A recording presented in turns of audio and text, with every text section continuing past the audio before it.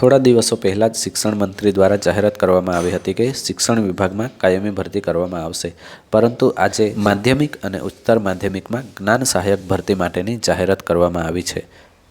જ્ઞાન સહાયકની કરાર આધારિત ભરતીને લઈને તમામ ઉમેદવારો નારાજ જોવા મળી રહ્યા છે.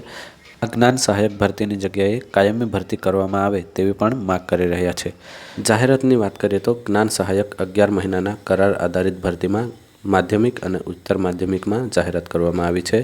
માધ્યમિકમાં 24,000 પગાર ધોરણ છે અને ઉચ્ચતર માધ્યમિકમાં 26,000 પગાર છે.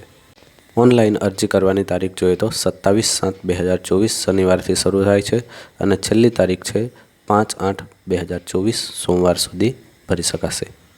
માધ્યમિક અને ઉચ્ચતર માધ્યમિકમાં આ પ્રકારની જાહેરાતને લઈને હવે ઉમેદવારો મૂંઝવણમાં મુકાઈ ગયા છે કે કાયમી ભરતી કરવામાં આવશે કે નહીં, કારણ કે હવે પ્રાથમિક વિભાગમાં પણ જ્ઞાન સહાયનો કરાર આધારિત ભરતી છે એ જુલાઈ મહિનામાં પૂરી થઈ છે અને નવેસરથી ભરતી આ રીતે કરવામાં આવશે કે પછી રિન્યૂ કરવામાં આવશે, એમાં પણ ઉમેદવારો મૂંઝવણમાં મુકાયા છે.